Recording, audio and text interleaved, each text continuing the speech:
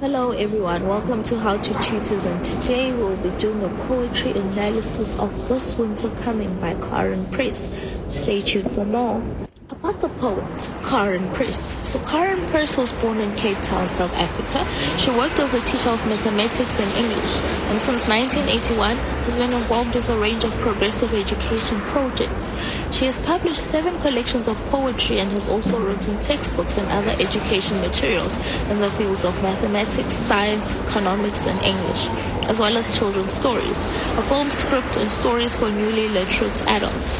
In 1987, she co-founded the publishing collective Hoo Books. Karen currently works as a freelance editor and writer and is involved in an initiative to set up a national advice and information support service for South African writers, the Writers Network.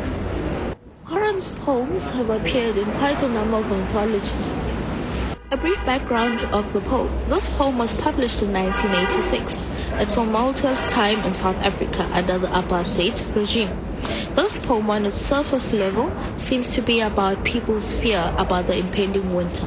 However, upon closer inspection, upon a closer look, it is clear that this poem is an extended metaphor for the current and upcoming violence in the country. Summary of the poem. The speaker in this poem is concerned about the world she occupies and believes that she is justified to feel fear for how matters will evolve.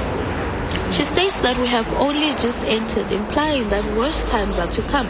The descriptions of churning, broken, and sinking a sky further highlight her fear and nature's hostility. The misery of the people is made clear in stanza 3. People are hungry and suffering. The distinction between the haves and have-nots is clear. Madam's house is clean, while men stand on the street corners, jobless and hungry. The bright colors full of sated faces drive past the people most affected by poverty and hunger. Let's read the poem. Walking in the thick rain of this winter we have only just entered. Who is not frightened? The sea is sullen, churning in broken waves, violent continual motion. Around the rocks, the sand is sinking away. The seagulls will not land. Under the sky, the shroud falling, something that covers or conceals. Who is not frightened? In every part of the city, sad women climbing onto buses, dogs barking in the streets, and the children in every doorway crying. The world is so hungry, Madam's house is clean, and the women return with slow steps.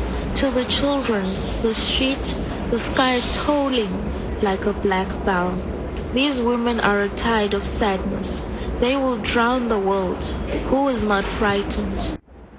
On every corner, men standing, old stumps in the rain, tombstones engraved with open eyes, watching the bright cars full of sated faces, more than satisfied.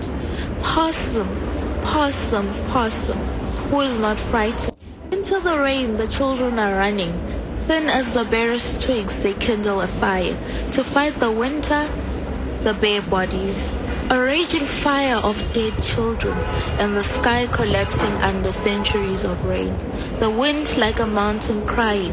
Who is not frightened of this winter coming upon us now? Let's discuss the form or structure of the poem.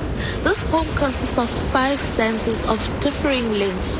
Each stanza deals with a different aspect of the situation. Each section is linked by the refrain, who is not frightened. This repetition, or anaphora, highlights the point that everyone fears what might happen, so everyone is frightened and scared. No one knows. Let's begin with the analysis. The title. The use of the pronoun this is suggests that something is going to happen very soon. Winter could be read literally. However, in the poem, it can be interpreted as an extended metaphor for transition and social change that marks the death of an old order and emergence of a new order coming. It suggests that the looming arrival of the season and what it represents cannot be averted. So basically, during those times, South Africa was going through change. the democracy was coming in and we were doing away with the apartheid regime. And basically this part makes reference to that change, where a change is coming and things are going to happen. And people are anticipating the change, but we don't quite know how the change is going to go and what's going to happen. One thing for sure, the change is coming, but how it's going to play out, nobody quite knows. Stanza 1, lines 1 to 3. Walking in the thick rain of this winter we have only just entered, who is not frightened? The poem begins with somebody walking in the rain. The poet does not mention a specific person. Thick relates to the rain, very heavy rain. The poet does not use the word heavy because this links with the colds that is normally associated with winter. It is thick like a blanket. Thick reinforces not just the heaviness of the rain, but also suggestive of an oppressive atmosphere. The words "this winter" make a specific reference to the winter that is approaching, so not winter in general. Only just entered creates an ominous tone, suggesting that the experience of fear will increase as the season progresses. Things will get far worse before they get better. There is an allusion to possible violence or uprising against the oppression. Who is not frightened? The rhetorical question does not provide an explanation for the cause of fear. So we know that all these changes are coming and there's possible violence and uproar and turmoil, but where is it coming from? What is happening? So this suggests a universality to the experience of fear. So this fear is universal. Everyone is experiencing it. The poet is referring to all South Africans. Everybody should be afraid, as there will be violence in response to oppression. Stanza 2, lines 4 to 5. The sea is sullen, churning in broken waves, violent continual motion, the broken waves and the way they're churning. Around the rocks, the sand is sinking away. At first glance, the stanza is describing the speaker's observation of the natural environment, the sea. However, the imagery, sound devices and diction suggest an atmosphere of hostility and destructiveness, because everything around there is breaking up. The waves are breaking up, the rocks, and then the sand is sinking away. That is destruction.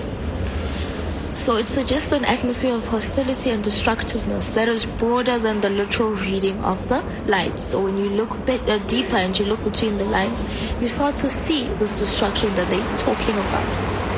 The sea is described as sullen, churning in broken waves. This is a destructive ocean, not a peaceful and serene ocean with soft waves. This emphasizes that it is dangerous. So the coming rain is dangerous. The coming violence and uproar is dangerous.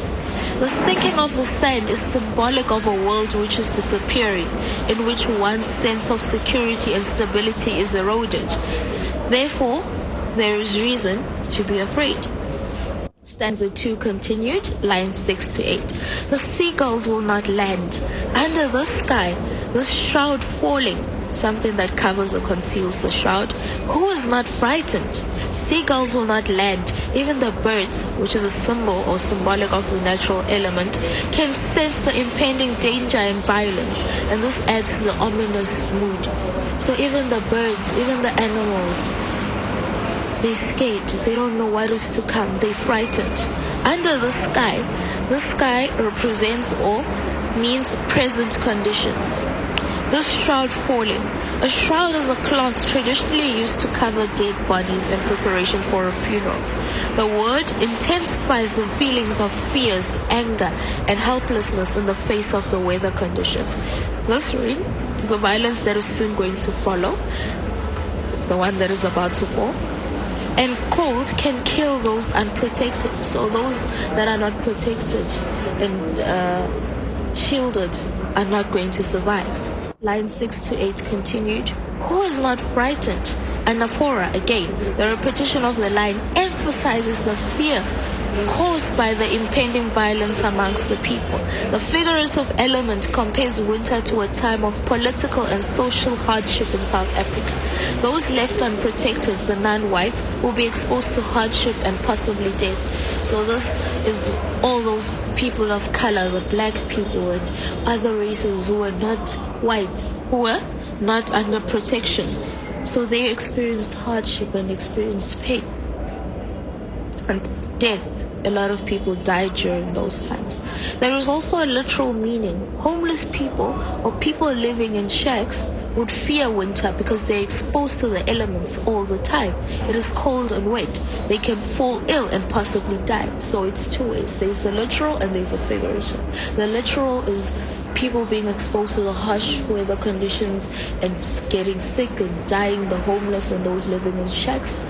But it can also be a figurative reference to the people who are not white, who do not have protection from the apartheid government. Stanza 3, lines 9 to 11. In every part of the city, sad women climbing onto buses, dogs barking in the streets, and the children in every doorway crying. In this stanza, the speaker moves from an observation of nature, so there's progression in the poem, to an analysis of the social texture of the city. So there's movement throughout this poem. The stanza describes the return of domestic workers to their families at the end of their workday. The stanza emphasizes the inequality created by the apartheid policy, which also segregated the areas where people could live. Sad women. The women work in the city, in the homes of the whites. They're going to come home to their families in the townships, which are in stark contrast to the suburbs where they work. Children in every doorway crying. This is such a stark contrast, because even if you look at it, they're in the city, in the suburbs where the white people are living, everything is peaceful. Their children are not crying. But when you come to the townships, in every doorway, children are crying. There's darkness in the township. Stanza 3, lines 12 to 14. The world is so hungry. Madam's house is clean, and the women return with slow steps to the children, the street, the sky, tolling like a black bow. The world is so hungry. Their world is so hungry, both literally and figuratively. They suffer from poverty, do not have sufficient food. Also, they're deprived of their rights. Whilst Madam's house is clean, they do everything for their employers. They do not have time to take care of their own homes and families. They return with slow steps. They're exhausted. They're tired. It's been a long day. And even traveling makes you tired. So in between working, doing manual labor as a domestic, and then having to travel to the other side because it's quite a distance, it's tiring. Also, they do not have anything to look forward to, so they're drained in their homes because of their desperate plight. Everything is dark. Sky toiling like a black bow. The simile compares the sky to a black bow. The sky is not only black but also toiling. A bell is rung at funerals to announce a death or a sad event. So this is sad. It's somber and melancholy. There's no happiness. Even the tone and the mood and everything is just sad. Stanza 3, lines 15 to 17. These women are tired of sadness. They will drown the world. Who is not frightened? This is a metaphor. The extent of their sadness is so great that it can be compared to a sea. Just as a sea can drown anything, their tiredness will drown anything in its path. This emphasizes on how tired they were. The women's heavy sadness is a high tide coming in, so high it will drown their world and that of the others. This continues the extended metaphor of a sea that is sullen and dangerous. The danger arises not from anger but sadness. The women are seemingly helpless to make a change in their situation, but the words suggest that this is not true. This sadness is so overwhelming, it will drown or cause death to many. Who is not frightened? Anaphora, the repetition of the rhetorical question, provides an explanation for people to be afraid of this winter. So when you look at it now, and this sea is coming and it's drowning us and it's black, so it intensifies it and comes with this very dark tone, wouldn't you be afraid? Now we move to stanza 4, lines 18 to 23. On every corner, men standing, old stumps in the rain, tombstones, engraved with open eyes, watching the bright colors full of sated faces. More than satisfied, that's what sated faces means. Pass them, pass them, pass them. Who is not frightened? On every corner, men standing. The men have no jobs and are standing at street corners, probably frustrated, waiting for someone to come along and offer them work for the day. So they, day laborers. Old stumps in the rain, tombstones engraved with open eyes. The double metaphor, so this is a double metaphor, compares the men to tree stumps which are compared to tombstones. They are more dead than they are alive. The living trees are now dead stumps and resemble tombstones, watching bright cars full of sated faces, more than satisfied. This is a very stark image. Stanza 4 continued. They are able to see the reality of their situation, the open eyes. This is in contrast to the sadness of the women. These men cannot get jobs. They seem stuck in their place, not moving like the tide of the women's sadness. So trees are stuck there in one position, but the women, the waves move, and you can see the women are moving from their workplace to their homes, while the men, they stand in one position looking for a job, waiting for someone to offer them a job as a day laborer. The stanza continues with the idea of social breakdown and describes the despair and dehumanization of the men. The stanza reinforces a social divide in which the lives of the privileged few is juxtaposed alongside the hunger and deprivation of the masses. Watching the bright cars full of sated faces, they look at the wealthy who drive past them in bright cars and have sated faces. So these men stand there in one position, watching these cars pass them, these bright cars passing, with men, privileged men driving, more than satisfied.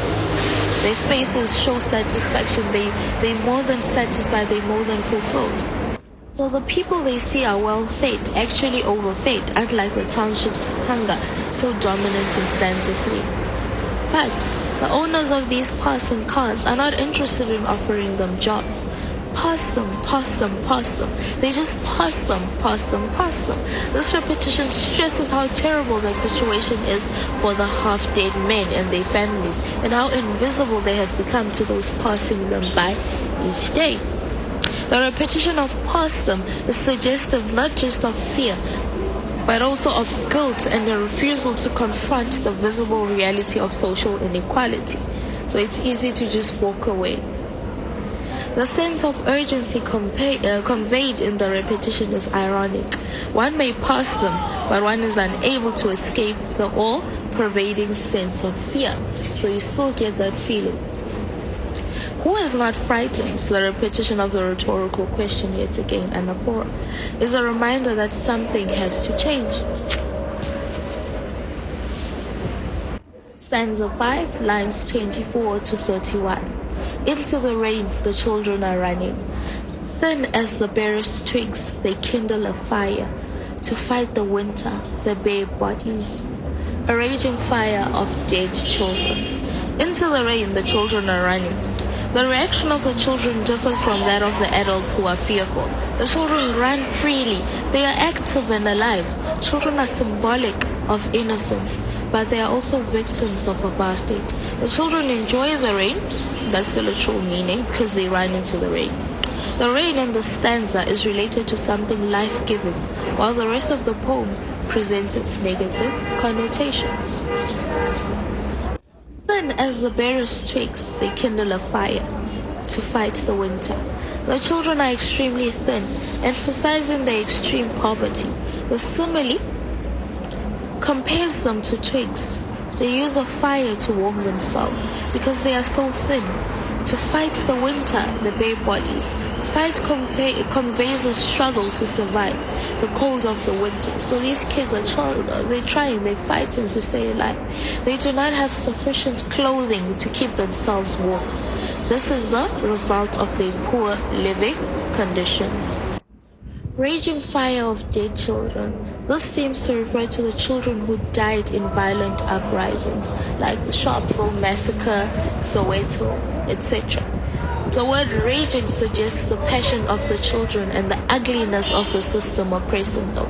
Children died when trying to bring about change during the apartheid era. And the sky collapsing under centuries of rain, the wind like a mountain crying.